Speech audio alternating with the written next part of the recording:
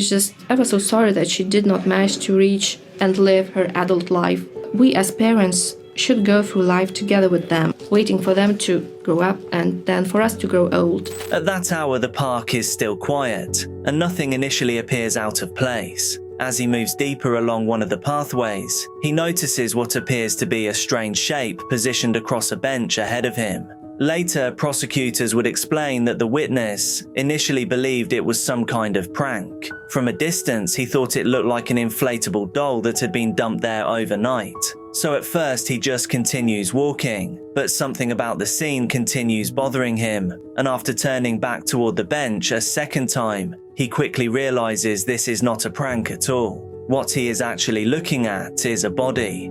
Within hours, West Park is sealed behind police tape. As forensic teams begin searching the area, officers spread throughout the park, while divers move into the boating lake nearby.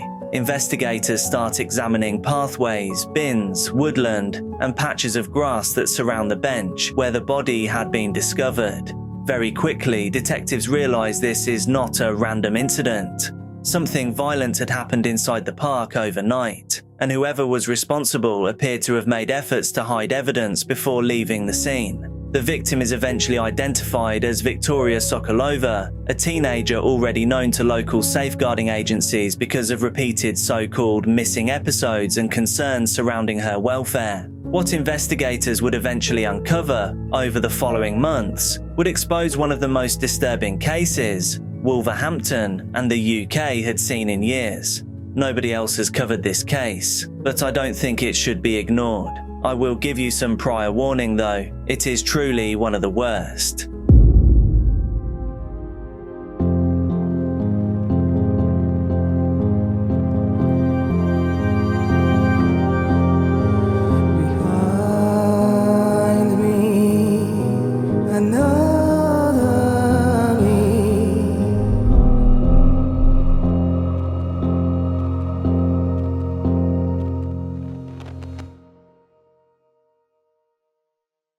By the way, this is Dark Case, and you can call me Jack. I now bring you daily true crime, dark content, and other things you may later regret knowing. Yes, that's right, daily. I'm going to do a big story time about how I ended up here in the Jack's House podcast, which is going to be available in the Jack's House membership tier. And by the way, we're now at 299 members, so nearly at 300 members by the end of May. Thank you all so much. You're allowing me to keep on doing this. All I'm going to say is it's been a wild ride these last few months. It's really been unbelievable. Now for today's silly little question. One of these has to be wiped from the earth forever. Soda or chips or crisps as we call them in the UK. One of them has to go. Let me know down in the comments. And now on with the video. Long before investigators began reconstructing what happened inside West Park that night, there had already been growing concern surrounding Victoria's life away from the public eye. Victoria was originally born in Lithuania before moving to the UK with her family around 2011. The family eventually settled in Wolverhampton, where she lived with her mother, Karolina Valentiniene, and her stepfather, Siedas Valentinas. People who knew Victoria later described her as energetic, social, and creative. Teachers remembered her as a well-liked student who had developed a strong interest in dancing, and school staff said she often brought positive energy into classrooms and activities. But behind that outward image, things at home had reportedly become increasingly unstable during the final years of her life. By the end of 2017, authorities had already become involved because of growing concerns surrounding Victoria's welfare. She had started repeatedly leaving home, sometimes disappearing overnight and occasionally for longer periods. Social services became aware of concerns involving the people she was spending time with, including older males, as well as her association with another child, already considered vulnerable to exploitation. Friends later told social workers that Victoria often appeared unhappy and withdrawn. Some claimed they had seen bruises on her body, while one friend later reported that Victoria had spoken about wanting her time on this earth to end. Social workers would also later learn that Victoria had once described her friends as her real family. Despite all of those concerns, however, there was still nothing at that stage suggesting the situation was about to turn into a homicide investigation. Meanwhile, outside the family home, Victoria appeared to be relying more heavily on friendships and online communication. One detail investigators would later focus on involved her contact with a 16-year-old boy named Ayman Aziz. At some point during April 11, 2018, messages were exchanged between the pair through the Facebook Messenger app. They arranged a late-night meeting inside West Park. There was nothing visibly unusual about that decision or that meeting. It would simply have looked like two teenagers meeting up in a public park. But investigators would later argue that something far more serious had already been developing behind the scenes. That night, Victoria travelled to West Park and entered the area near a pavilion structure known locally as the Black House. And then, whatever happened next, she was never seen alive again.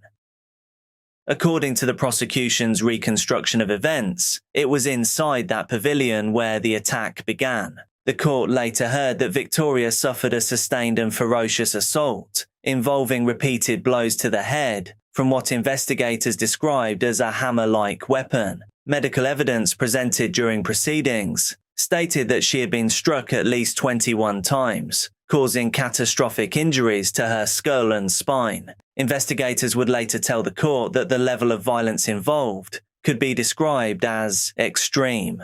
Prosecutors also alleged that Victoria was disgustingly violated during the incident. Afterwards, according to the prosecution's case, her body was dragged roughly 150 yards across the park before eventually being positioned across a bench deeper inside the grounds. The movement of the body would later become one of the most disturbing elements of the entire case because of the distance involved and the amount of time it would likely have taken. But the events inside the park did not end there. Investigators later alleged that efforts were made to dispose of evidence throughout the surrounding area before the killer left the scene. Victoria's phone was eventually recovered from the boating lake. Other items, including clothing connected to the attack, were discovered discarded nearby. The weapon itself, however, was never found. And by the time the park began filling with people the following morning, the scene left behind would initially appear so surreal that the first witness to discover Victoria's body genuinely believed he was looking at some kind of prank video being set up.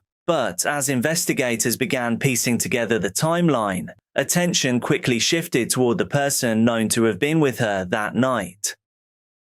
As detectives began reconstructing Victoria's final movements, the investigation quickly became focused on digital evidence, surveillance footage, and the timeline surrounding her contact with Aziz. One of the earliest breakthroughs came through Facebook Messenger. Investigators alleged that Aziz had used the platform to arrange the meeting with Victoria shortly before she entered West Park on the night of April 11th. But according to prosecutors, by the time police began examining devices connected to the case, large amounts of material had already been deleted. Investigators discovered that Facebook messages linked to Victoria had allegedly been removed, alongside call records and search history connected to the hours surrounding the event.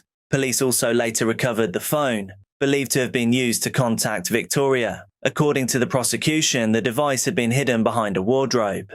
Meanwhile, CCTV footage gathered during the investigation allegedly showed Aziz moving through parts of the city after the killing, while attempting to dispose of evidence connected to the attack. The court later heard allegations that clothing had been hidden or discarded, while Victoria's phone had been thrown toward the park's boating lake. At the same time, investigators also uncovered internet searches allegedly carried out in the hours after the killing, including searches relating to permanently deleting accounts on Facebook. But one of the strangest pieces of evidence recovered during the investigation involved a separate phone belonging to Aziz's brother. On that device, investigators found a video recording which appeared to show someone scrolling through passwords and account details stored inside the Notes app. According to prosecutors, the footage had been recorded while preparations were being made to remove evidence connected to the case. The person visible in the recording never showed their face clearly.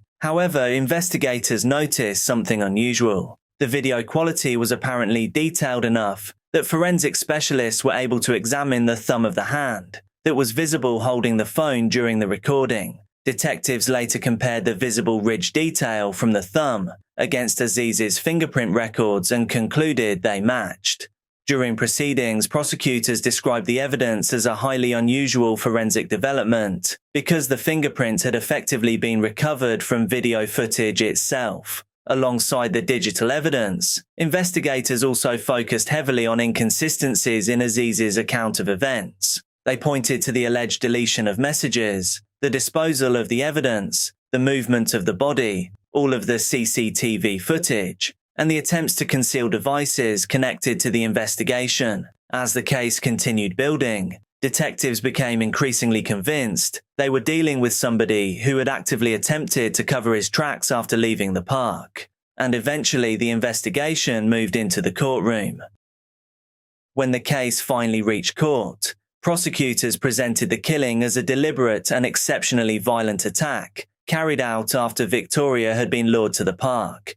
Throughout the proceedings, Aziz denied murder, violations, and other offences connected to the case. His defence team argued that consensual relations had taken place between the two and claimed Victoria had still been alive when Aziz left the park. According to that version of events, somebody else would therefore have needed to enter the park afterwards and carry out the fatal attack. But prosecutors argued the wider evidence simply did not support that explanation. One particularly controversial moment during the trial involved microscopic traces of Victoria's stepfather's DNA being found on her underwear. The defense suggested this raised questions about whether somebody inside Victoria's family could have been involved. However, investigators had already eliminated both Victoria's mother and stepfather from inquiries much earlier in the investigation through CCTV analysis and forensic examination. Experts later suggested the transfer of DNA could have occurred through innocent household contact rather than direct involvement in the attack itself.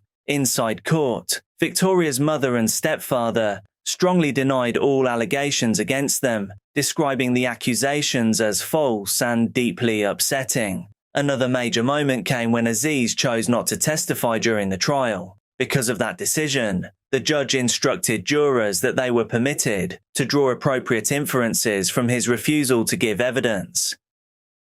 Meanwhile, prosecutors continued presenting evidence relating to deleted messages, hidden devices, internet searches, CCTV footage, and the disposal of items linked to the killing. The court also heard allegations that Aziz had watched violent adult material online and carried out internet research before the attack. According to the prosecution, the evidence suggested planning rather than a spontaneous incident. After a trial lasting several weeks, the jury unanimously found Aziz guilty of disgusting violations and of murder. Even after the convictions, the case continued developing through appeals, psychiatric evaluations, and a wider review into the circumstances surrounding Victoria's life before her death. Following the trial, Aziz was diagnosed with paranoid schizophrenia. His legal team later attempted to challenge both the length of his sentence and a ruling allowing the media to publicly identify him once reporting restrictions expired. During appeal proceedings, defense lawyers argued that publicly naming Aziz could damage his rehabilitation and potentially place him at greater risk while in custody. The court also heard claims that he had allegedly been threatened and bullied while detained. But ultimately, senior judges rejected the appeal and ruled that his identity could be made public. At the same time, attention also turned toward the agencies that had been involved with Victoria before her death. A serious case review was later commissioned to examine her interactions with safeguarding authorities in the months leading up to the killing. The findings painted a picture of a teenager who had already been considered vulnerable long before she entered West Park that night. The review referenced repeated so-called missing episodes, concerns surrounding older males, instability at home, and the growing difficulty that agencies faced in trying to protect a teenager who increasingly didn't want to interact. Despite those concerns, however, the review ultimately concluded that Victoria's murder could not reasonably have been predicted or prevented by the agencies involved. Investigators also stated there had been nothing in Aziz's known background, suggesting he would go on to commit an act involving such extreme violence. And in many ways that became one of the most disturbing aspects of the entire case. He was later sentenced to life imprisonment and ordered to serve a minimum term of 19 years. During sentencing, the judge described the attack as truly shocking and told the teenager that the offences committed were extraordinarily serious. Thank you so much for watching. I'm uploading daily true crime and dark content here on this channel, so make sure that you're subscribed, hit like on the video, and also drop a comment so you get shown more of my stuff. Please do be careful out there, and I'll see you tomorrow.